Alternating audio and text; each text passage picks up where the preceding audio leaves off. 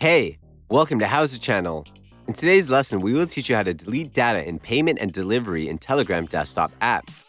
Open Telegram desktop app. Click on the burger menu at the top left corner of the window. Choose Settings from the list. The new window will open. Go to Privacy and Security. Scroll down to Bots and Websites. Click on Clear Payment and Shipping Info. You will get a pop-up.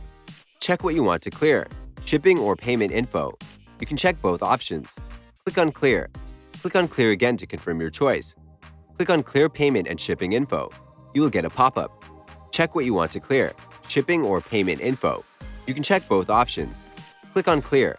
Click on Clear again to confirm your choice. That's it. Thanks for watching the video. Please like it and let us know if you used any of our tips and tricks. Subscribe to our channel. We upload new tutorials every day. See ya!